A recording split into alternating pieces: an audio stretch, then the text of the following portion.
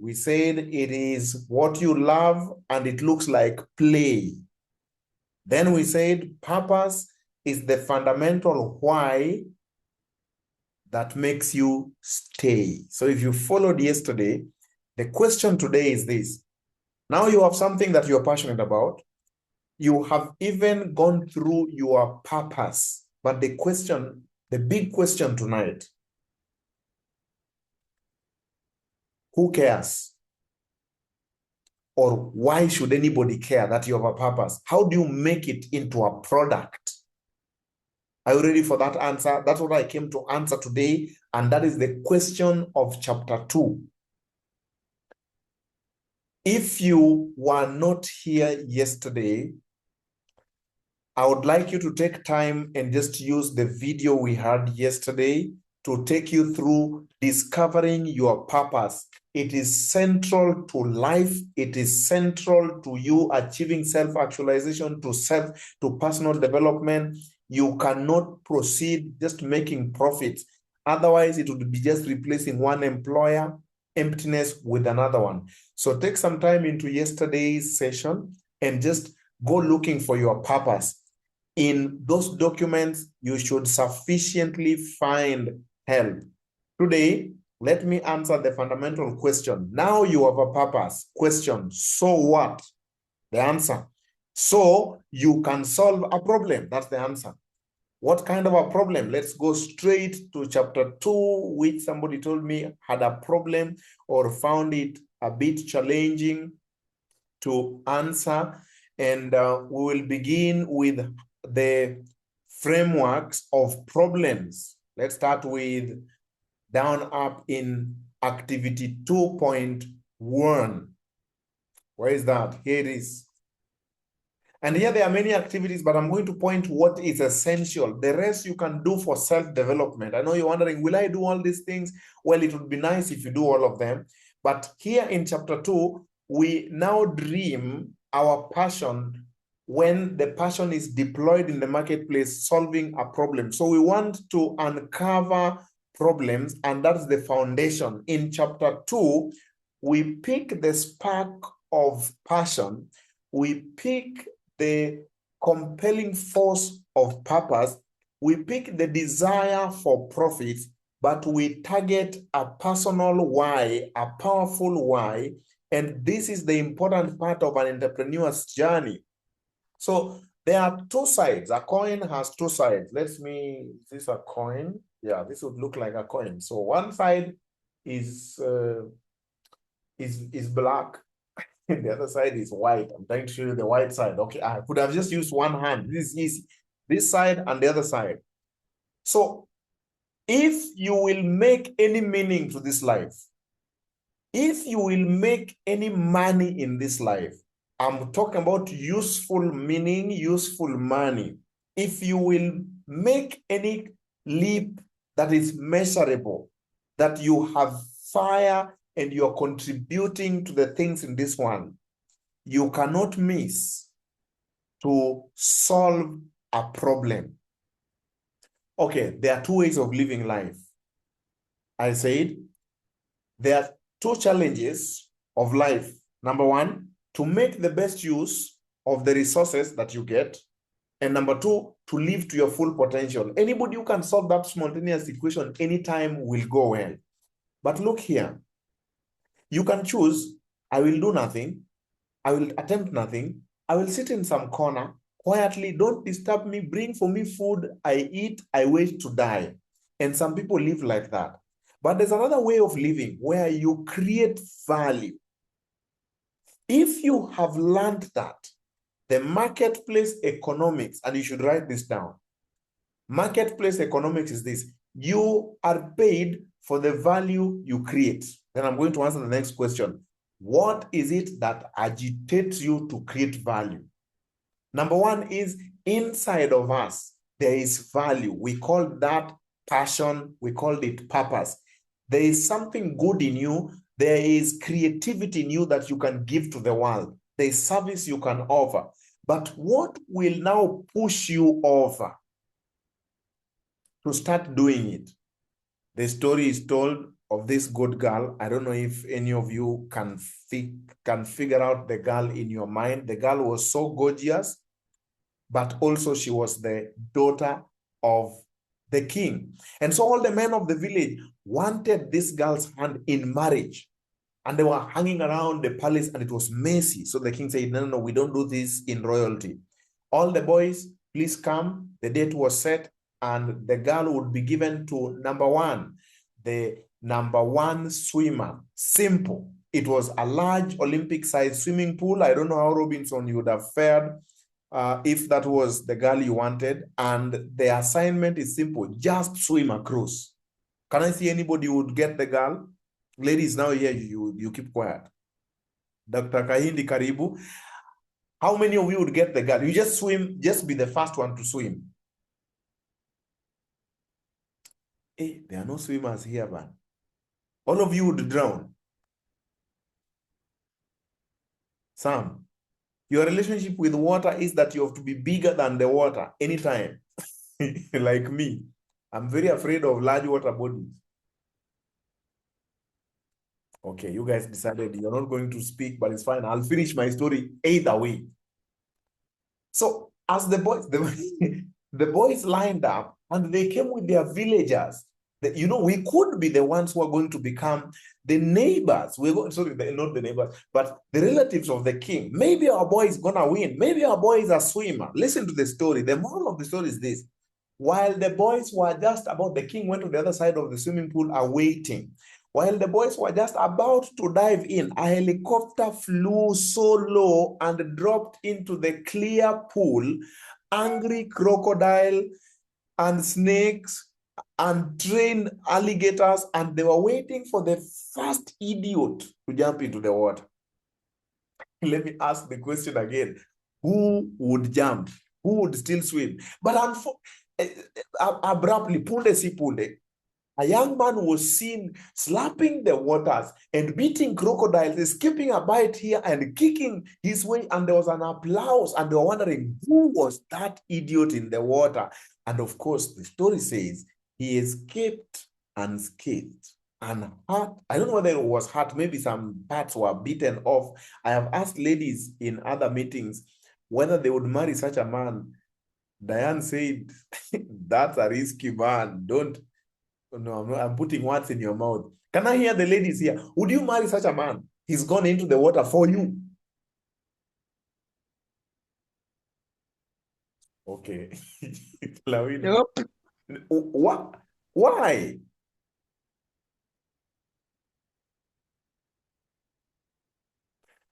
Risks need to be calculated. Calculated. Well, the story got a happy ending. When there was an applause and when the man jumped out of the water, the king stepped forward to give him the daughter. And the guy said, Mfalme, just wait. Before you give me the girl, I want to know who pushed me into the water. And the king was shocked. Kumbe, you didn't jump into the water. Maybe as the crocodiles were being dropped, as the boys were jostling, the guy may have slipped in and found himself into the water. The question today is, who has pushed you into the water?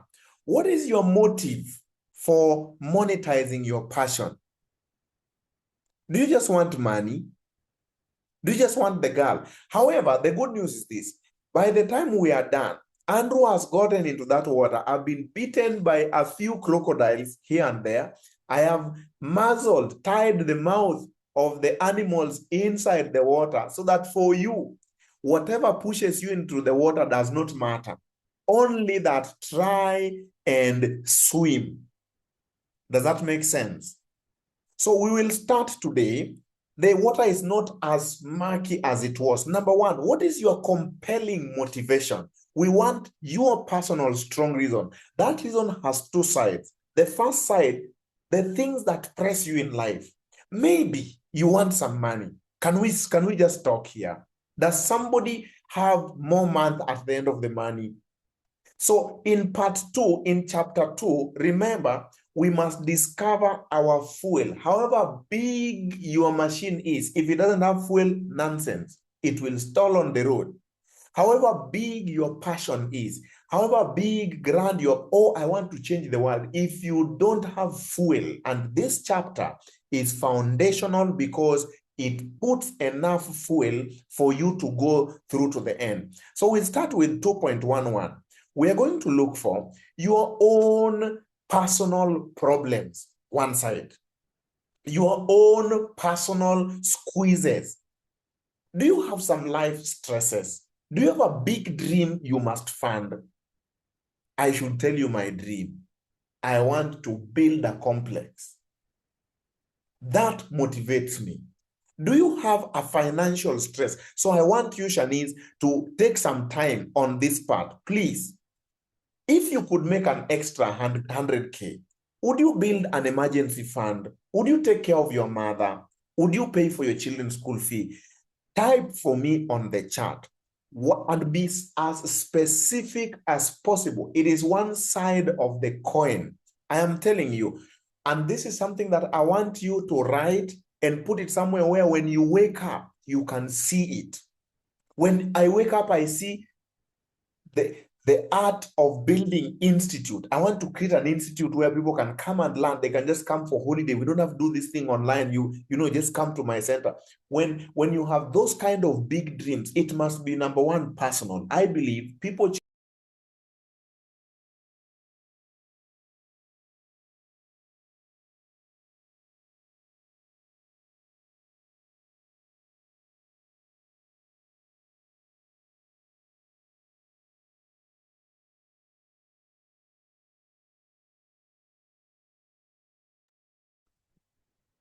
Hi, hello, Andrew. I think you have muted your mic.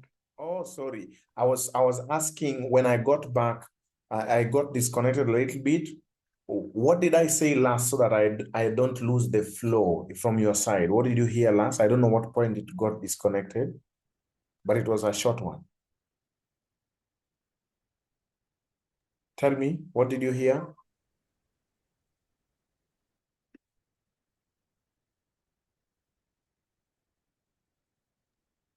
Somebody was supposed to answer about the extra 100,000.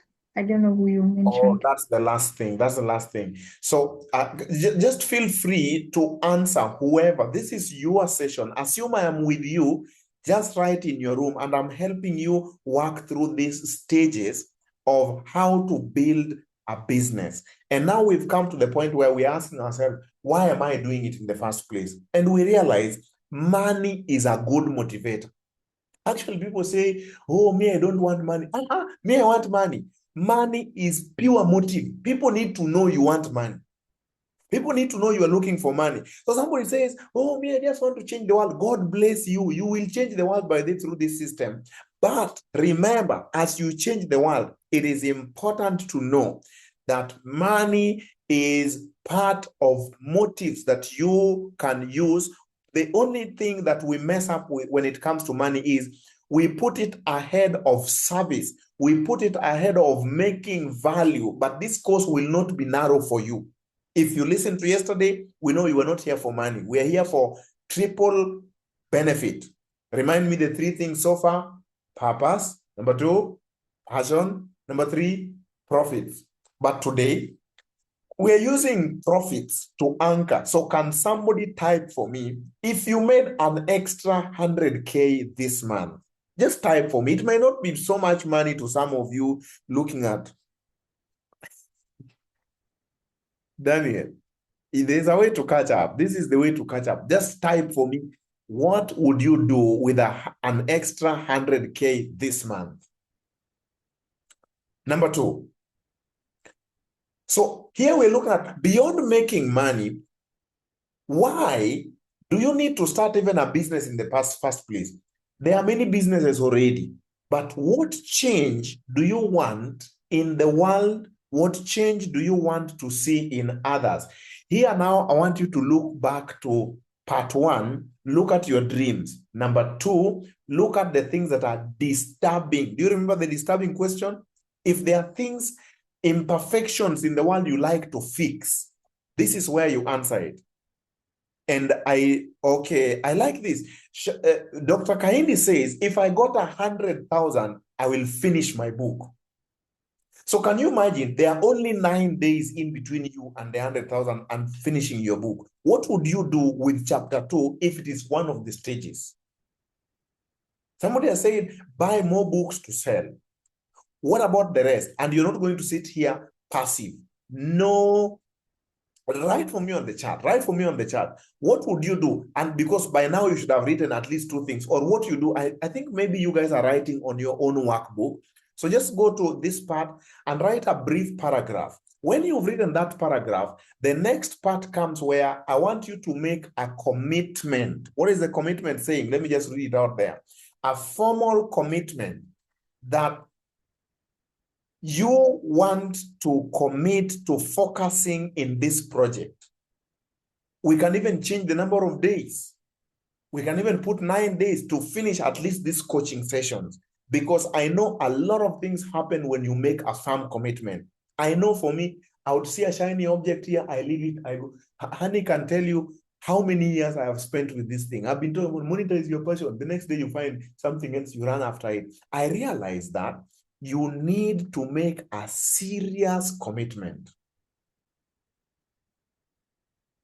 I will let you do this second part. This is quite easy. I just want you to look out there and see, are there people who are doing what you do? Write for me 3 of them. We will come back to this later. That's not rocket science. So let's say you are in wellness. You want to get into wellness. Who else is doing what you are doing? Just write for me the 3, because later I'll tell you what to do with those 3. We are going to do something about them. Okay? So these are the guys then the next part is now we are doing something. These are the guys that now when you go to social media, you want to follow them. Why? Because the people in there who are consuming their products, they're leaving some valuable clues about what is working, what is not working in their product. Maybe they are wishing that that product be available in Nairobi, and they're just providing it in New York. That is value. Creating a product in New York down in Nairobi. Maybe there's a WIMA Institute in California, and they're doing wellness. Just created in Nairobi. That is value itself. What do you think? Identify one thing that also they are not doing that you can do. But today, I wanted you to see 2 things. Do you have a problem? Yes. I got money problems. I got vision problems. Not side problem, but I have a vision I need to live. I have as an empire I need to build. And let me just ask honestly, I know there are 3 more answers that came in. What about the others? I would put the money in a circle. I like that, Lawino. I would open a wellness treatment and a hydro room. You need money to buy those equipment. And you won't be here and you're not telling me what you will do with the money. Even if you think I'm the one who was supposed to give you money. This is your own money you are making. So I like that. So let's move on. The second thing I want you to do is I want you to make a commitment. And this is something you write quickly. This third part is also a game changer. This game changer will, Lawino, you remember the first time we went through these things were not there. Like part 3 was not there, because I realized one of the things that disturbs people is focus.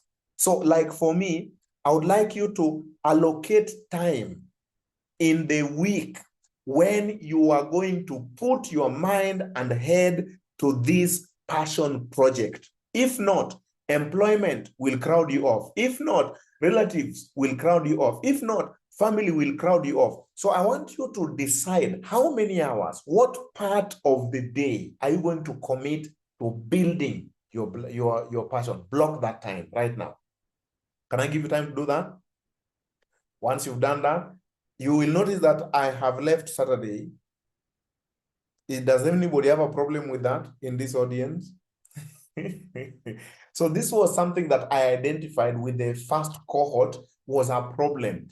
They would do it haphazardly. So I want you to take some time and block. Monday, 8 o'clock, I will always be here until I finish. Now, part 2.2, which is the last one for today. What was part 2.1? Your own personal problems, money problems. Then you do a little research. This thing you want to do. Maybe you say, okay, I want to do a wellness, I want to write a book. Is there somebody writing a book? You will be shocked at how much information you will get. Someone is running a wellness center out there. Just look for them. Start following them. Read comments of people.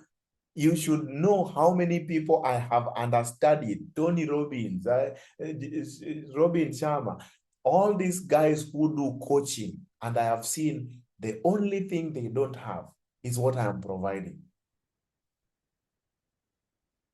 Let's move on. Number 2. Now, if there's a part you must listen to, is this second part. Identifying problems in other people. Right now, we were identifying whose problems? My own problems. This is if I would name this chapter afresh, I would call it I Want Problems chapter. Why? Because money hides in problems. How do I know? The doctor earns from your health problems. Dr. Kaindi, is that true or true?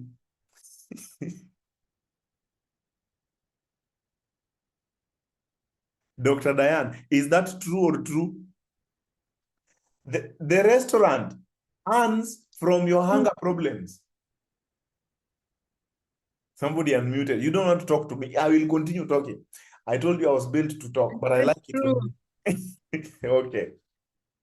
The landlord earns from your homelessness problems.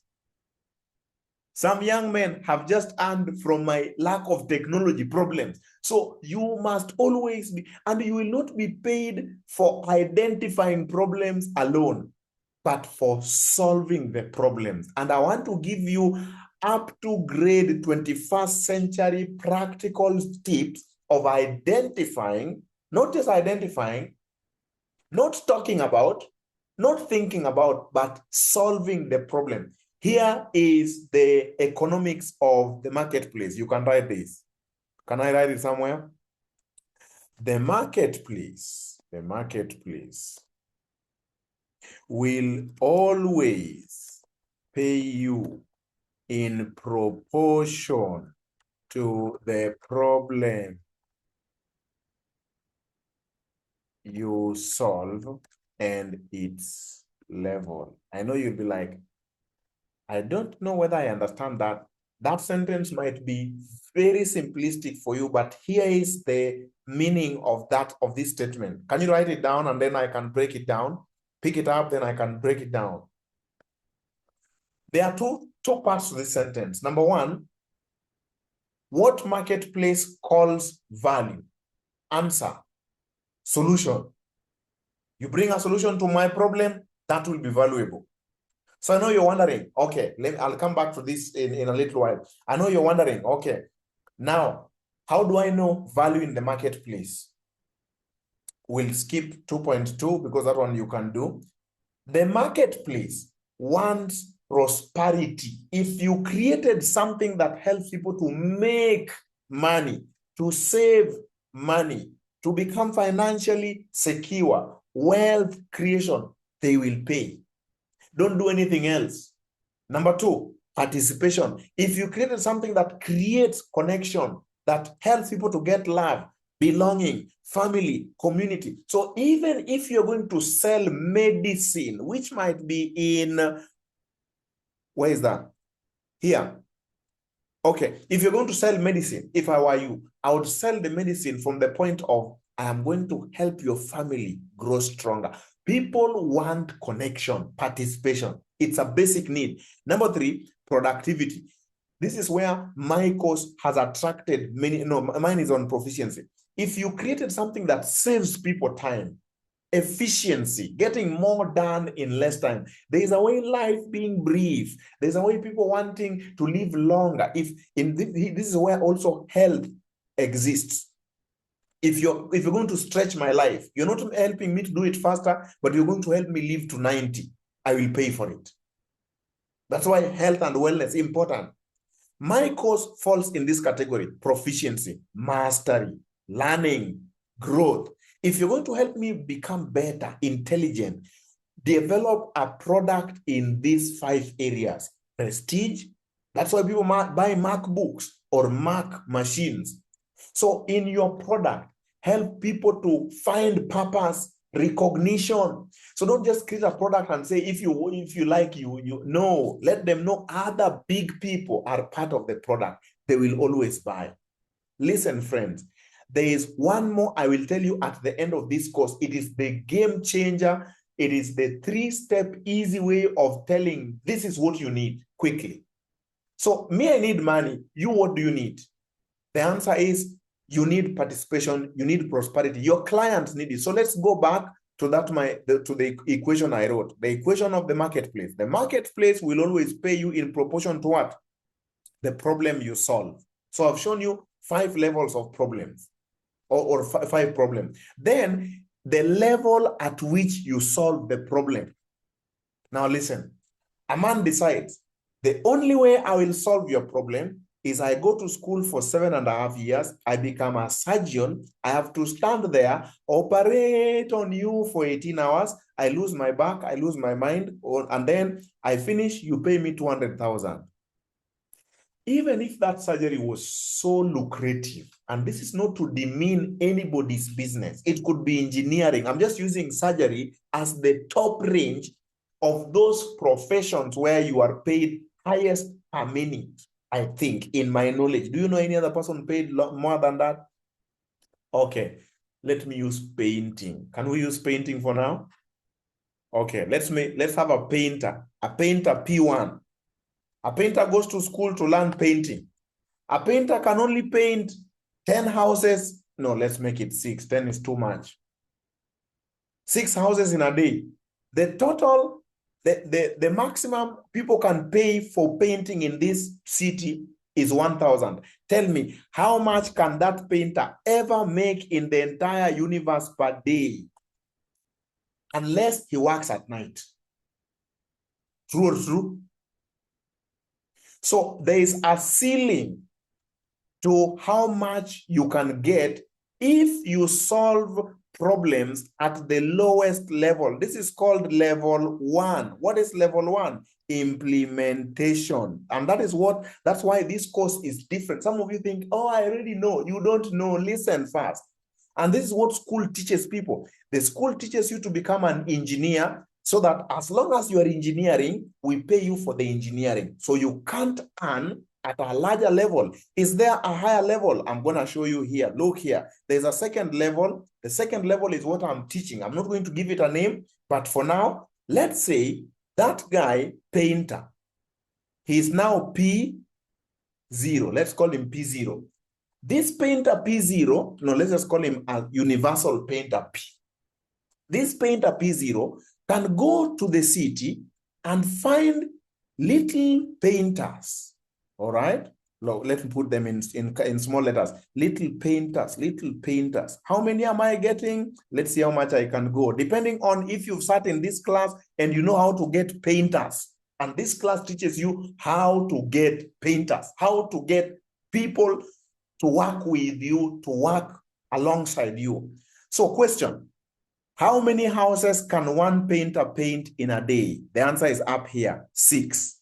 Is that right? So I go out and say, okay, I got 6 painters, so I can even do 60 houses. Is that true? Please talk to me. I don't like how you are quiet here. Or you guys are talking on the chat. Okay, please just unmute and just keep me talking. Keep me talking. It might disconnect and I don't even know. I don't have anything on my screen. I'm just seeing something white. So I go to town, I look for 60 houses, all right? Then I tell them, okay, guys, because I have a company, I am adding you this value, and, painting is always 2,000, but because of what, I'm having an offer, so it's just 1,200. Is it okay to charge 1,200 if you're going to add value to the painting? Of course, yes. But why am I adding the 1,200? This 200 bob here, look at it. That 200 bob is my own, is for this guy.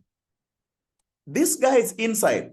When they finish their 6 houses, I pay them their 1,000. Look at the math quickly. And I want you to learn, because this is how we will develop our course.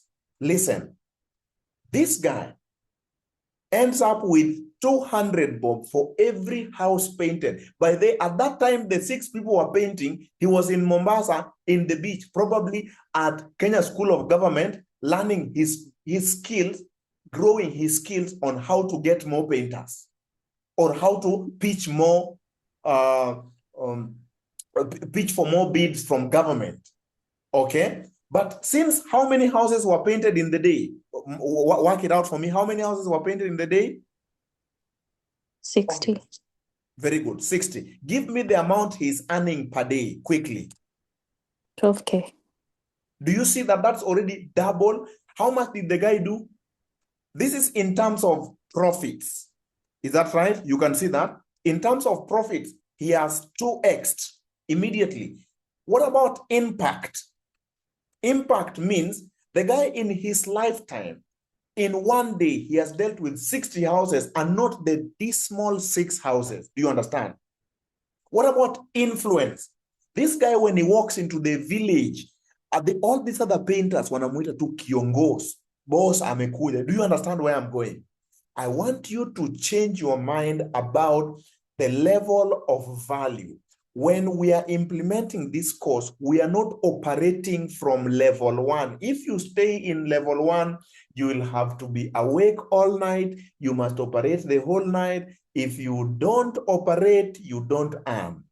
Here is where we begin. We start looking for value at level 2. Let me change that. That should have been level 2. This level 2 is called organizing. Can I see a thumbs up if that was a concept you like? Or you already know it? Hey, you guys, leo mko wagumu. Okay, let's move on. Leo mko wagumu. Let's move on. So the last thing that I want you to do today is recognize that as we are going to solve people's problems, we are going to solve it at a level higher than just the problem itself. We're going to solve it at an organization's level. So what does that mean? Let's move down here to, first of all, we need to know, sorry, did I hear something? Did somebody say something? Okay. So before we identify the problem of the world, we need to know what is the world. For me, that is the audience I am dealing with. And you can't say, I have come to solve the problem of everyone with health problem. That is not true. There must be something we call a minimum viable audience. Who do you want to deal with? My course targets people who are stuck, people who are in workplaces, people who have just left campuses. Why? Because when you don't target it, you will not be able to describe it. So your audience need to be described in 3 levels. Write this down.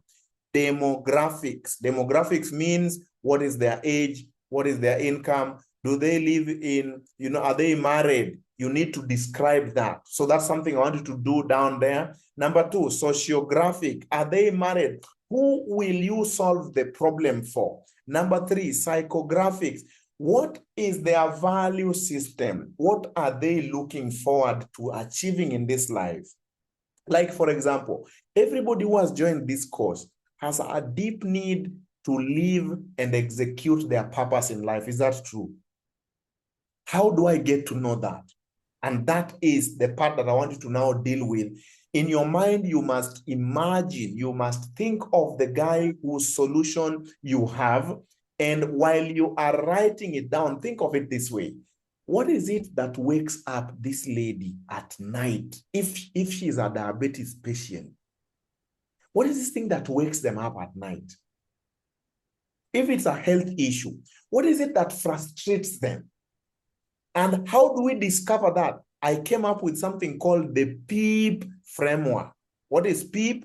PEEP is, on the surface, you might think people have problems. They're looking for a job. They're looking for a life partner. They're looking for a health solution. That is on the surface. If you checked deep inside, you will find, or beyond the problem, externally, you'll find they look like they are overweight. That's what you see externally. If you look again, that is measurement. If you look again now inside a little bit, you'll find they have a feeling of failure. They have a feeling like well, my life is leaving me. They are low self-esteem. They are afraid. But deep, what is the last P? Philosophical. People will not buy your product unless you have answered the philosophical question that raises the problem. For example, my course answers the question that a hard-working person should not struggle to pay bills. That's a moral misnomer. Do you understand? So the ability to go and do a PEEP for you helps you to identify people's problems, because this is what we want to do in chapter 2. I'm just making you an expert in creating value. How do we define value? Problems are the ones that define value. Whose problem? We must find a specific person. We must map that problem clearly. We must create it clearly. So far up to 2.3, is there anybody with a question? 2.2. I could go back up and explain. I just want you to understand the reasoning behind why you must fill up those, because later we will go and tell you, okay, you need to change this statement because it doesn't speak to a philosophical problem. You are just dealing with symptoms. You have come out, okay, you want people to come and do exercise. Why do they want to do exercise? They are overweight. Why are they overweight? What's the problem with being overweight? If you can go down and say, okay, someone who has a family with children should not lose their life to diabetes because they are overweight. Now that is a philosophical problem. No one should have to go through life alone. Philosophical. I have given some examples there, and I hope you can come back to this video, watch it, and just listen to the reasoning. Don't ignore these steps and say, oh, I don't want to do that PEEP part. It is important in describing your client's problem. Can I move on? Any questions so far? Let's see. What was the first P in the PEEP? The first P in the PEEP is the problem as it shows on the outside. Someone doesn't have a job. That might look like, or let's say a couple doesn't have children. It looks like. So when you are measuring, you count now. Dropped off a little bit, but I'm back again. Did Dan teach you a little bit while I was away? So when you go out teaching entrepreneurs, for example, you look at entrepreneurs, or you're going to teach people who don't have a job. When you measure outside, you think it's a job they don't have. Okay, that's good.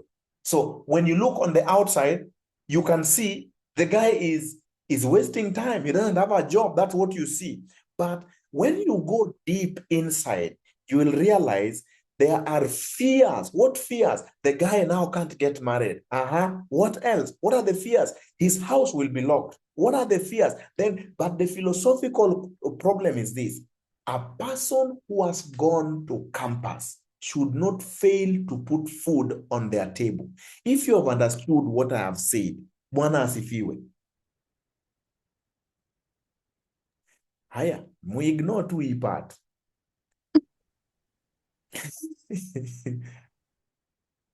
Let me tell you, this is the expertise you need in crafting a solution that when someone looks at it, is like, I'm buying immediately. I know some of you are wondering, somebody was asking me the other day, Andrew, where do you get all the 100 people? In my mind, I know how to craft a solution. When I put it out there, you'll be like, okay, Andrew, I am coming. You don't struggle. So this is the mindset I want you to have. Lastly, for today, this will go back 2.3 because you didn't ask any question. 2.3 is supposed to point you to the industry.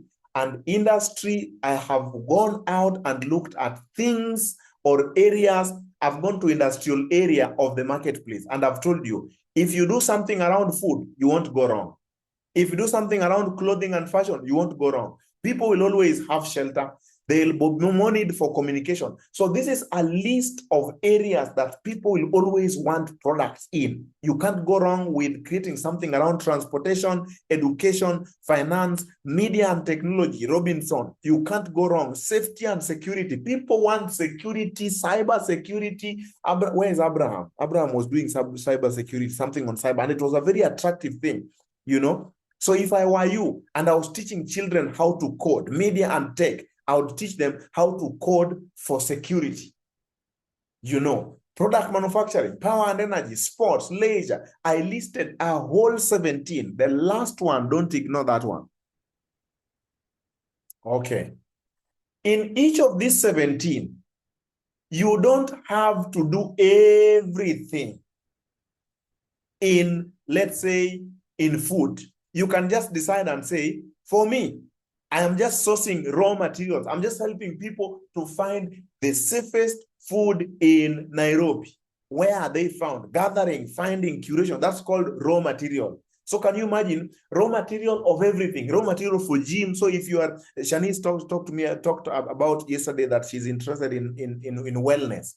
Okay, you can decide and source for raw materials in wellness, or you can decide to be in the wellness itself, the actual wellness, the making of wellness. You know, you can actually be doing the coding, but besides that, you can actually be doing the packaging. Someone has done the coding, me, I sell, like bring it to me, or I distribute it, or you can be a sales and a marketer, you promote it, or you can create user experience or the service end. Why I'm mentioning these things is the more versatile you are, you won't be stuck with only one business. You can do one, finish to the end, it is making money. You go back and say, I think the same thing, I can now do its distribution line. Are you following what I'm saying? Are you following what I'm saying? Yeah. Can I see on the chart which of the 17 evergreen areas is something that relates to what you want to do?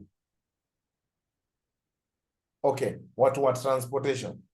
What media and tech? I know wako hapa. Education. Intellectual property is where you write a song, you write a book. Elda Kahindi, this is your area here, isn't it? These two. Am I right?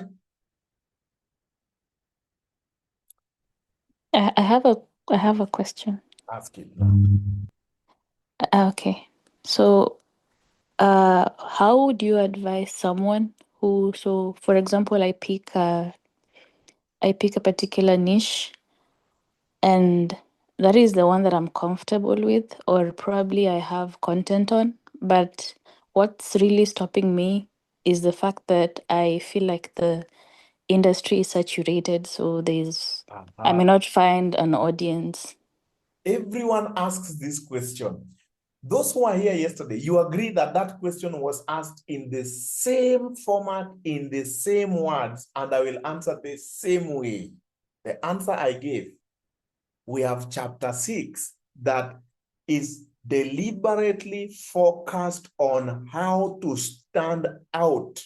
In fact, those saturated areas show that there is need. All you need to do is become remarkable. That means everyone is talking about it. So that's what I want to do here. Not that there are no other courses you could have joined. There are many people out there who want to teach, but I want to show that if you give me 10 people, I can help them monetize their passion. I can take them from the start to the end. And when you leave here, you'll be like, hey, that thing for Andrew works. You guys have not joined. That's how you get your own people. Saturation will never be your problem. But let's wait to chapter 6. I will give a big answer.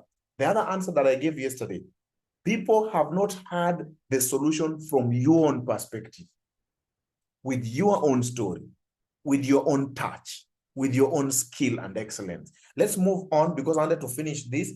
So you're going to choose your evergreen. Did I answer a little well? Let me just say, Lawino, did I try giving something for a pointer? Yes, but I'm waiting on chapter 6. You can wait for chapter 6. So what I want you to do now is you choose one industry, and it can be many industries because you can